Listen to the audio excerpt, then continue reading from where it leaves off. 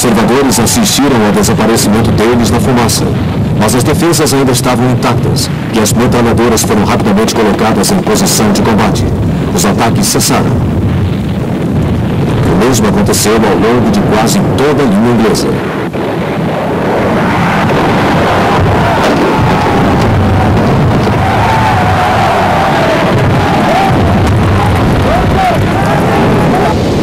O dia que começara com grandes esperanças redundou no desastre. Os ingleses contaram cerca de 19 mil mortos e mais de 35 mil feridos. Quase tanto quanto Wellington contara durante 6 anos de campanha na Espanha, um século antes. Somente os franceses situados na parte baixa do Somme alcançaram os objetivos do primeiro dia, ajudados por densa cerração. Comparativamente tiveram poucas baixas e fizeram 4 mil prisioneiros. Os ingleses passaram a noite de 1º de julho cuidando dos feridos. Não raro só o puderam fazer graças ao consentimento alemão em dar tréguas locais na terra de ninguém.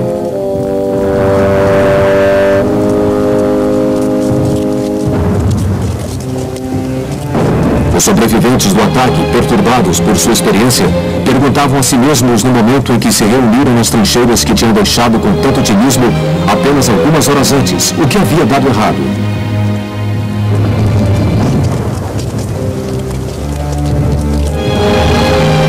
As permanentes falhas nas comunicações significavam que os generais só sabiam dos acontecimentos no momento em que já não podiam impedir os desastres. Eles não podiam desapontar os aliados italianos e russos e tinham de manter acesa a chama do combate fora de Verdun.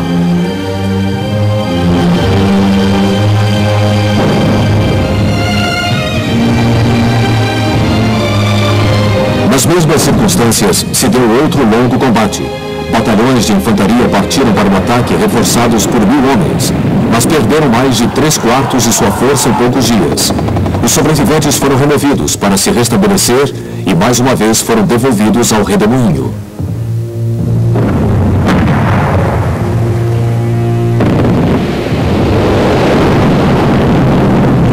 Nomes como Thiepval, Gonneville, Highwood, Montauban e Beaumont-Hamel, cujas ruínas são mostradas aqui, tornaram-se sinônimo de sangue e angústia.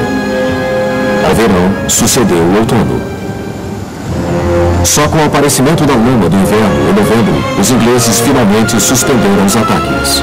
Em 4 meses e meio, eles avançaram no máximo 11,5 km, com o custo de 600 mil baixas.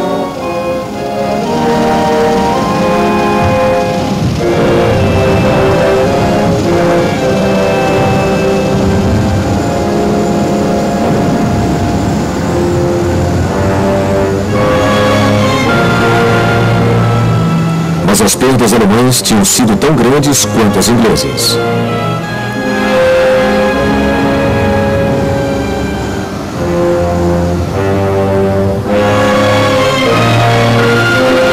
Assim terminou 1916, mas iria ser 1917 melhor para ambos os lados?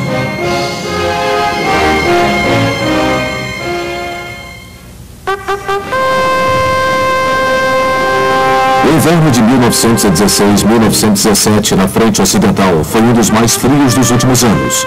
O solo permaneceu solidamente congelado até abril e as doenças nas trincheiras propagaram-se de modo alarmante. Mas até durante esse período de calmaria a matança não cessou. A artilharia, os morteiros de trincheira, as metralhadoras, os atiradores de tocaia e rápidos ataques a trincheiras, tudo concorria para assegurar que as listas semanais de baixas permanecessem longas.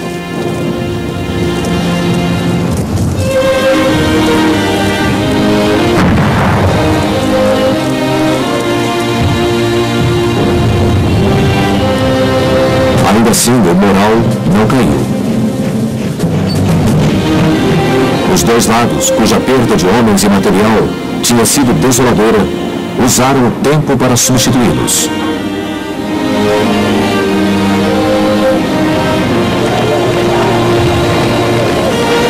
Foi então que os ingleses se viram forçados a introduzir o recrutamento, já que o suprimento de voluntários havia se esgotado. Novos rostos apareceram na liderança. O novo primeiro-ministro britânico David Lloyd George tentou se ver livre de seu comandante na França, mas o prestígio em Hague era grande. Entretanto, na França, o fracasso dos planos estratégicos de Joffre levou à sua substituição pelo comandante-chefe Robert Nivelle, de fala mansa e língua inglesa. O alemão von Falkenhayn, visto aqui na extrema esquerda, foi responsabilizado pelo fracasso de Verdun. Ele foi sucedido por Paul von Hindenburg e Erich von Ludendorff, vencedores da Frente Oriental em 1914. Eles compreenderam que as duras perdas de 1916 significavam que, por todos os lados da frente ocidental, os alemães estavam acuados. Eles decidiram não só se pôr novamente na defensiva, mas também encurtar sua linha. Passaram o inverno construindo formidáveis defesas, envolvendo muito concreto, sobretudo diante do setor britânico. Longe de acreditar que estavam despojando os alemães de todos os seus recursos, os aliados tinham uma nova arma em seu arsenal.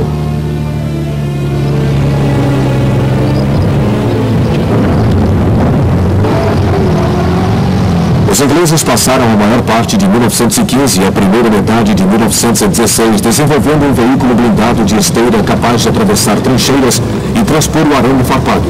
O resultado foi o tanque, assim chamado porque, por motivos de segurança, os primeiros modelos foram transportados de trem, como se fossem tanques d'água para o Oriente Médio. No fim de agosto de 1916, 60 tanques foram embarcados para a França e estrearam no campo de batalha no rio Somme, com resultados dúbios no mês seguinte.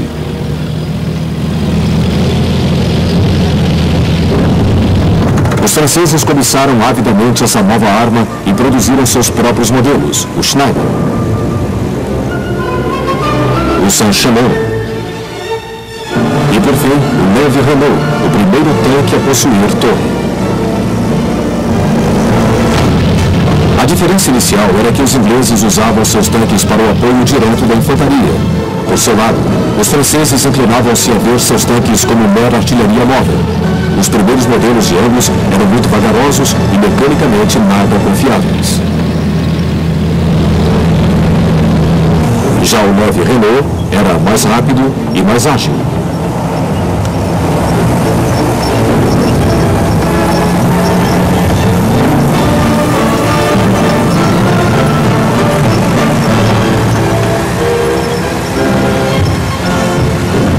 Nivelle lançou o conceito de abrir caminho através das defesas alemãs em um dia. Enquanto as forças anglo-francesas obrigaram os alemães ao norte do Oise a se decidir, a investida principal se daria no montanhoso e arborizado setor do Chemin des Dames, imediatamente ao sul do Oise. Após um prolongado e arrasador bombardeio de aproximadamente 3.000 armas, incluindo os grandes modelos para atingir estradas de ferro, tropas de reservistas francesas atacariam imediatamente com o intuito de manter o impulso aliado. A ofensiva deveria ter início em abril de 1917, mas os alemães se moveram antes, em março, recuando para uma nova linha de defesa. Isso pegou os aliados de surpresa e a perseguição ao inimigo foi mais lenta que de costume e dificultada pelas inúmeras armadilhas que os alemães deixaram para trás. Tal retirada parecia invalidar o ataque no norte do Oise. Nivelle, contudo, insistia em que a ofensiva prosseguisse. Os ingleses, portanto, atacaram em Arras em 9 de abril. Desta vez, 3.000 armas dispararam contra as linhas alemãs durante 5 dias. O primeiro dia foi de espetacular sucesso. Os canadenses tomaram a importante cidade de Vimy, mas de resto, poucos foram os ganhos. 60 tanques foram usados para levar a artilharia a seus objetivos. Mas muitos deles foram postos fora de combate por metralhadoras que atiravam na blindagem com munição penetrante, enquanto outros ficaram atolados. O ataque do Chemin des Dames estava previsto para começar no mesmo dia, mas foi adiado porque se percebeu que as armas não tinham feito estragos suficientes. Por isso, o bombardeio prosseguiu.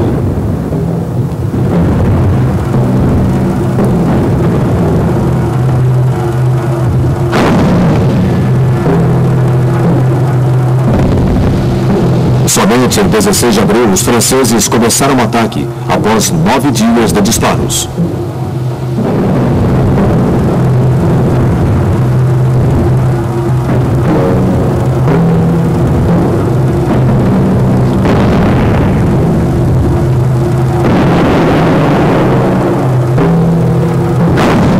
alemães estavam cientes do plano e tinham 3 linhas de defesa bem fortificadas, assim como uma grande força de reserva pronta para o contra-ataque.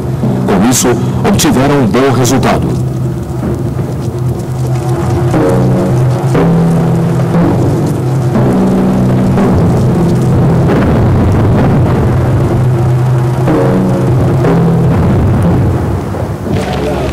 Os franceses sofreram duras baixas desde o início e ganharam pouco terreno. E embora Nivelle insistisse pelo restante do mês de abril em manter a ofensiva, a lista de baixas só aumentava.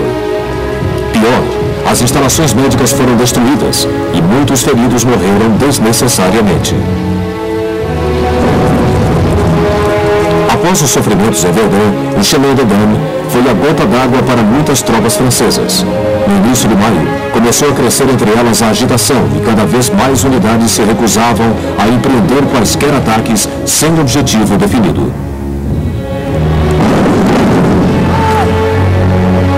O governo francês reagiu demitindo Nivelle e substituindo-o por Henri Pétain, herói de Verdun.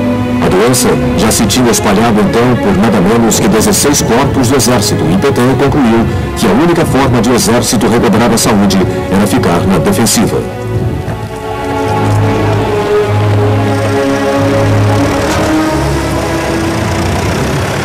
Os motins franceses e o fato de muitos submarinos alemães estarem prestes a romper as linhas de comunicação da Inglaterra do Atlântico tornaram a primavera de 1917 um período cruel para os aliados ocidentais. Havia, porém, uma luz no fim do túnel. Em 6 de abril, os Estados Unidos entraram na guerra. Isso representava uma imensa fonte de novos homens. Mas apesar de a primeira força norte-americana, sob o comando do general Blackjack Pershing, ter chegado à França em junho, ainda seriam necessários muitos meses, até que as tropas dos Estados Unidos estivessem prontas para tomar seu lugar na linha de combate. Pétain estava preocupado com a possibilidade de os alemães aproveitar-se do estado do exército francês e atacar. Ele então se voltou para Douglas Hay e os 5 exércitos ingleses. Eles deveriam atacar para desviar a atenção da Alemanha.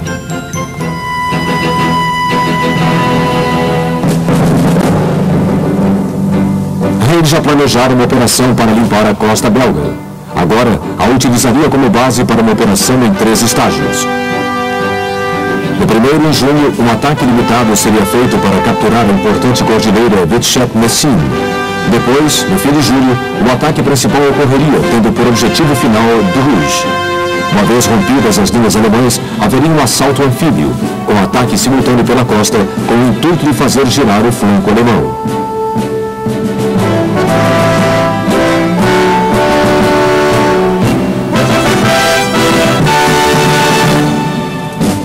O ataque de Messines, em junho, foi cuidadosamente planejado. Esse grande modelo de área de batalha foi construído de modo que todas as tropas inglesas, australianas e neozelandesas que tomassem parte pudessem ser meticulosamente informadas de seu papel. Elas também se entregaram a uma série de ensaios. Ao lado dessa preparação, outra arma de trincheira foi usada amplamente pela primeira vez, a mina terrestre. A mina mostrada aqui foi usada no primeiro dia de Somme em 1916, mas desde janeiro desse ano, os escavadores ingleses trabalharam duro sobre a cordilheira de Vichet-Messines e por volta de junho de 1917 tinham conseguido colocar nada menos que 19 minas.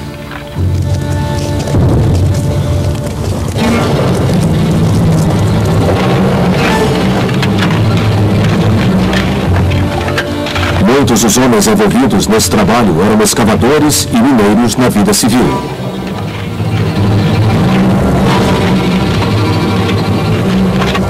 Uma vez pronto um túnel, nele era introduzida grande quantidade de explosivos de alto poder de destruição.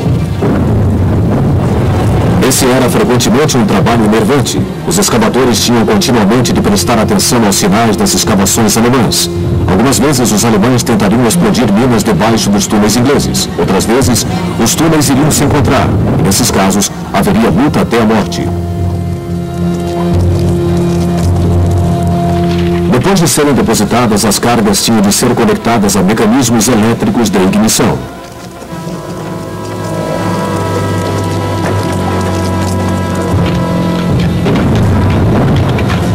Os mecanismos tinham de ser cuidadosamente testados para assegurar que funcionariam no dia, e os túneis eram bloqueados.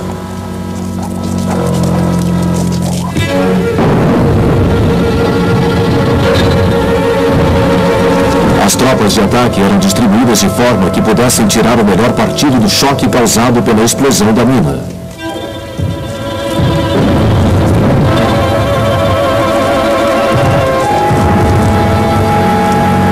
Todas foram explodidas ao mesmo tempo nas primeiras horas de 7 de junho, sendo ouvido o estrondo da detonação até no sudeste da Inglaterra.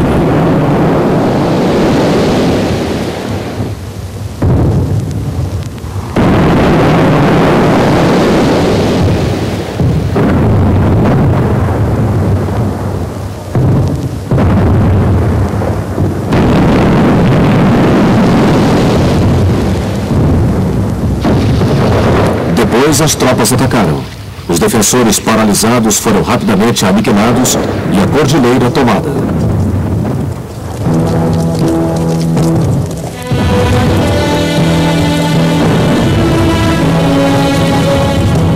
Esse ataque modelo era bom agouro para a ofensiva principal no final de julho. 30 divisões britânicas e 4 francesas atacariam numa frente de aproximadamente 25 quilômetros, precedidas por uma série de investidas que continuaram por 15 dias, a mais longa e mais difícil jamais vista na frente ocidental.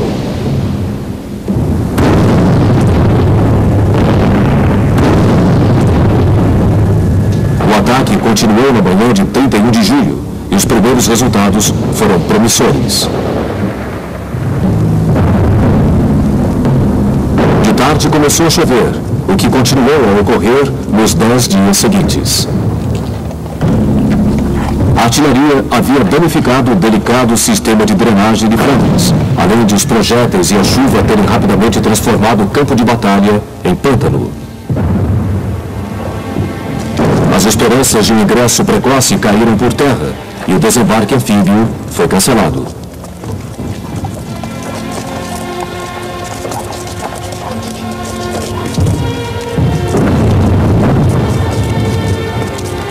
Foram necessárias muitas pausas para permitir que o solo secasse, o que deu aos alemães tempo para respirar.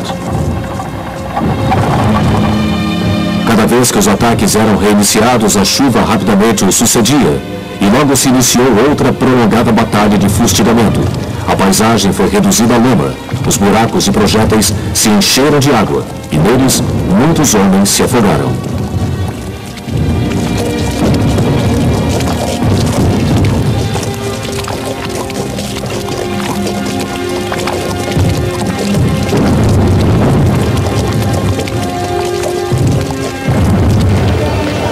Nessas condições aterradoras começou a cair, mas os ataques continuaram, visto que os alemães tiveram de ser desviados, especialmente por estar claro que a Rússia estava a ponto de entrar em colapso. Os alemães poderiam deslocar suas forças a oeste para um ataque à ainda frágil França.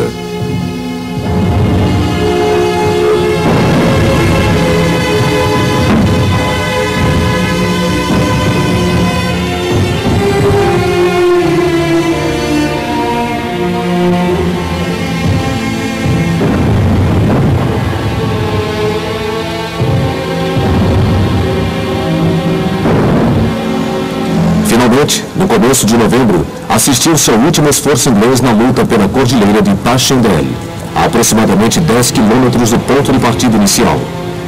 Em 15 semanas de combate, algo em torno de 102 quilômetros quadrados de lama foram conquistados.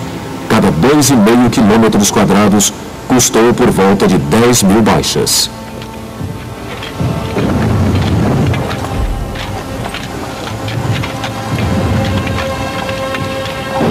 O final da terceira batalha de Ypres não significou o fim das operações em 1917. O corpo de tanques inglês, frustrado pelo mau resultado em Flandres, queria provar que a sua arma era uma vencedora de guerra. Ele escolheu uma área distante da lama de Ypres, as acidentadas terras calcárias a oeste do campo de batalha do Somme, na região de Cambrai.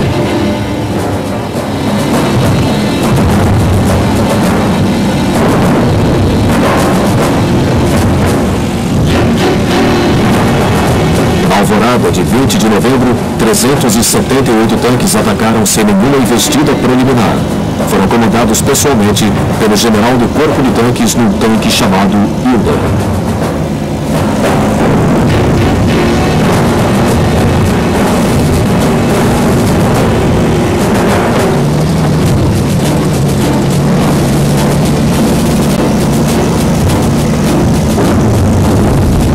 Os tanques romperam as linhas alemãs, seguidos de 6 divisões da infantaria. Ao cair da noite, o ataque tinha avançado cerca de 8 quilômetros.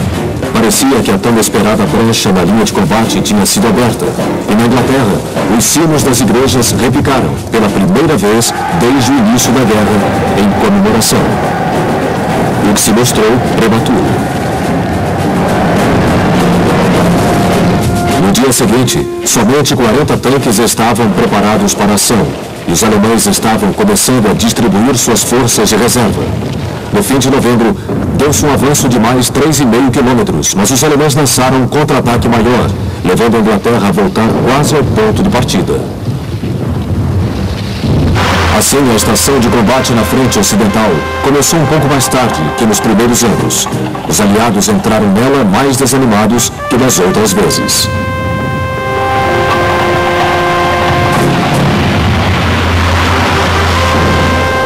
A Revolução de Outubro de 1917 na Rússia indicava que este país estava fora da guerra, e era sabido que os alemães agora estavam enviando as tropas adicionais para o oeste. Porque os norte-americanos ainda não contavam, senão com forças simbólicas na França, e porque os ingleses e os franceses estavam exaustos das ofensivas de 1917, a única opção era permanecer na defensiva e aguardar o inevitável ataque alemão. Os próprios alemães tinham aperfeiçoado sua forma de ataque. A nova técnica fora testada tanto na frente oriental quanto no contra-ataque de